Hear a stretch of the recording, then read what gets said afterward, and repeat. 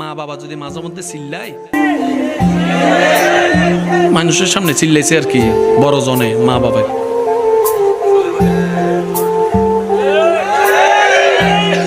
একজনের পিছন থেকে কয় কি তারে, তোরে দেখলে সবাই ফালাই যায়, তোর মেজাজ এত গরম, তুই সবারে কথার আগে কস মুখ হাত থাকতে কি এর মুখ দিয়ে কথা লাগা, তুই ফুল আজকে মার সামনে এমনে দাঁড়াই আসছিস, ব্যাপারটা কি তা? কয় মার সামনে এমনে দাঁড়াই আসি বলেই তো পৃথিবীতে এমনে দাঁড়াই আছে। সুবহানাল্লাহ, জোরে বলবেন না? মা বাবার সামনে এমনে দাঁড়াই আসি বলেই তো আজকে পৃথিবীতে এমনে দাঁড়াই আছি। আমি যখন মা বাবার সামনে নিজের রাগকে কন্ট্রোল করেছি, আল্লাহ তাআলা আমাকে অন্য জায়গায় মাথা উঁচু করে দাঁড়ার একটু সুযোগ করে দেন। বিশ্বাস করেন ভাই, আপনি যে আল্লাহর গোলামি করেন ওই আল্লাহর ভান্ডারে কমতি নাই। পাই না কেন জানেন?